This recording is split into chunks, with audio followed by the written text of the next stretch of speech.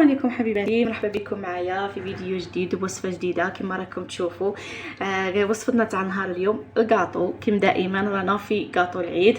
هاد الوصفه اللي تجي بزاف بزاف بزاف بنينه والشكل تاعها يعني راقي، راكم تشوفوه فيه. بلا ما نزيد نكثر عليكم ونجي نشرح لكم يعني الشكل بريستيج وروعه رائع يعني، والذوق واش نقول لكم رائع اكثر من رائع. دوك عليا حبيبتي غير نقول لكم روحوا نتفرجوا الفيديو باش نشوفوا طريقه التحضير والمقادير تاعنا تاع الوصفه تاع نهار اليوم.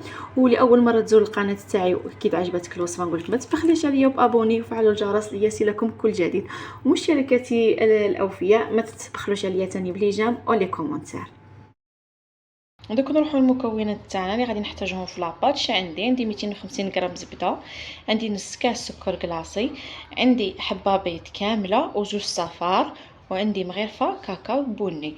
هنا اللي تبغي تستغنى على الكاكاو دير هذوق الفاني تستغنى عليه، بصح من الاحسن انا غادي نديره باش ينقص لي شويه الحلاوه، باسكو الحشو اللي غادي نديره يعني يجي شويه حلو بزاف. الكاكاو راكم شايفينه يعني يمر شويه يعدل لكم الطعم. نروحوا لطريقه التحضير. ندير الزبده تاعي والسكر ونضربوها بيان بالباطور حتى نحصلوا على شغل كريمه، ومن بعد نزيدوا لها المكونات الاخرى. دوك تشوفوا معايا كي ضربنا السكر تاعي مع الزبده كما قلت لكم نتحصلوا على هذا القوام الكريمي. دوك غادي نزيد لها البيض والكاكاو. كما راكم تشوفوا هذا هو القوام اللي نتحصلوا عليه، يعني قوام كريمي. دروك غادي نلموها بالفرينه. هنايا اللي ما عندهاش الباطو تقدر تستخدمي غير بفوي ولا بيدها، بصح من الاحسن تخدموهم بيا حتى يتجانسوا لكم كامل مع بعض. دوك كما قلت لكم نروحوا نلموا لاباط هذه تاعنا بالفرينه.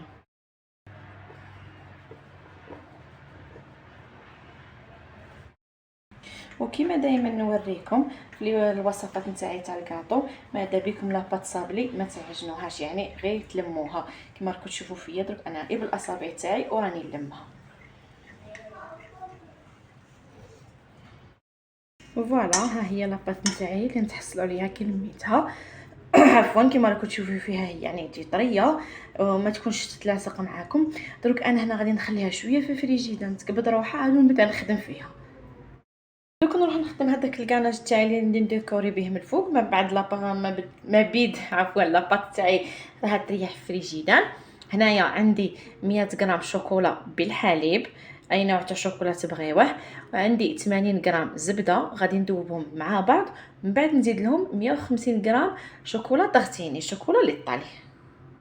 فوالا هنا كي دابز معايا هذاك الشوكولا والزبده، ها هي كما راكم تشوفوا ها هي الشوكولا طاغتيني اللي زدت لها حتى دابت وزدتها دابوا في حمام مائي. كي دابوا زدت لهم 150 غرام شوكولا تاع الطالي كما راكم تشوفوا معايا. نخلطهم كامل مع بعض ونخليهم يريحوا يباتوا لنا ليله في الثلاجه باش تعطيكم نتيجه شابه.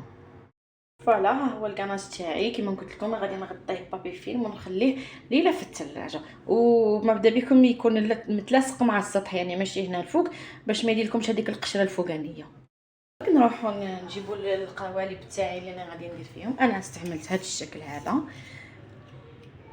هنا كل وحده تستعمل الشكل اللي تبغي ولا الشكل الموجود عندها كما راكم تشوفوا. درت لاباط نتاعي في الليمون ونبدا نخدم فيها. يعني هذيك 250 غرام تعطيكم كميه بزاف لاباس بها. وعلى حسب المول، انا هاد المول تاعي شي صغير يعني ما تاكليش بزاف. نتوما تبغيو ديروا نصف الكميه ديروا نصف الكميه.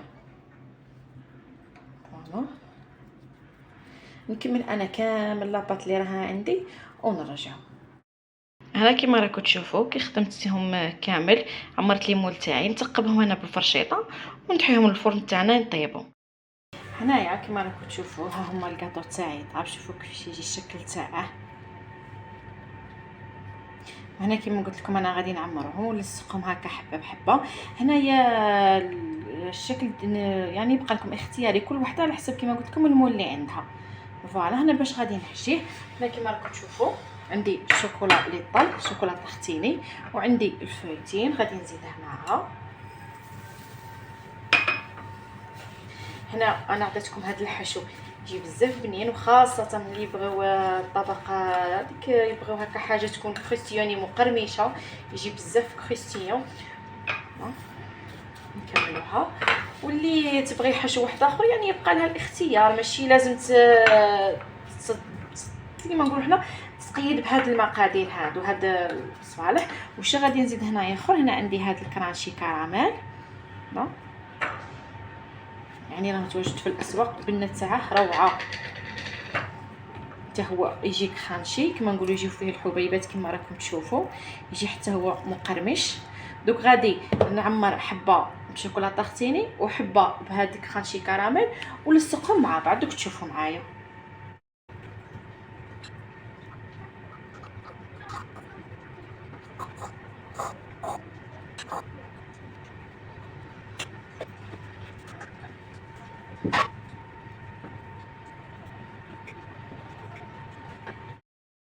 هنا كما راكم تشوفوا معايا، كما قلت لكم عمرت حبه بحبه، ودوك غادي نلصقهم مع بعض كما هكا.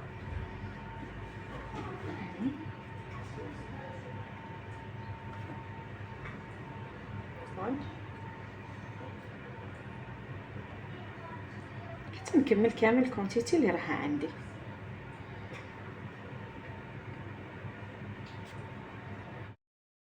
فوالا هنا كانت هنا عندي شوكولا بالحليب تاع الكلاصاج، ذوبتها لحم مائي كما راكم تشوفوا فيها، وما زدت لها والو نهائيا. فوالا هكا شوفي تعطيكم اللمعه وتذوب لكم بيان. هنا نجيب الحبات تاع الكاطو تاعي ونبدا نكلاصي فيهم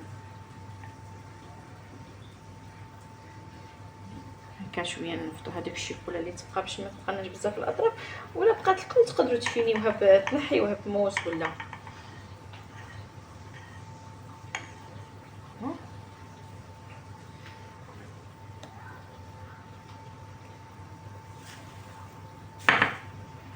وكما راكم تشوفوا هنا راني دايره بلاستيك باش كما نقول لكم دائما الحبات نتاعكم يتنحوا معكم بسهوله وما يتخسر لكم الشكل تاعهم.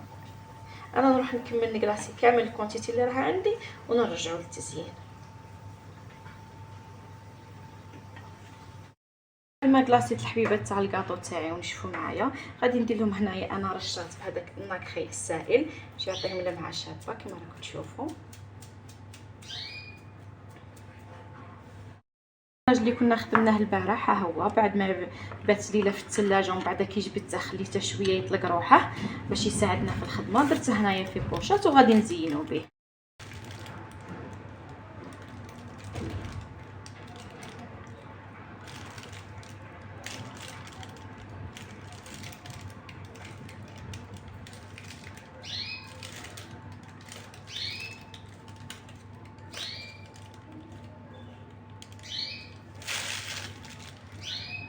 فوالا هنا غادي نزيد لهم تزيين بسيط ويبقى اختياري. هاد لي موتيف اللي راهم دايرين حاله عيد سعيد.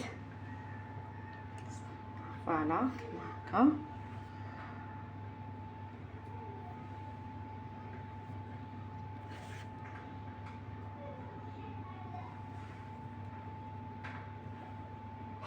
وهنا فيهم مام عيد مبارك،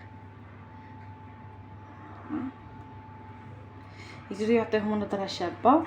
ويعني هذا الكاطو رانا نديروه بمناسبه العيد. فوالا هذا هو الكاطو تاعي الشكل النهائي كما راكم تشوفوا فيه.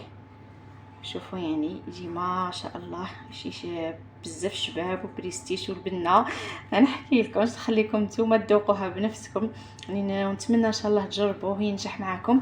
ودرك كما دائما نحل معكم حبه باش تشوفوه معايا من الداخل.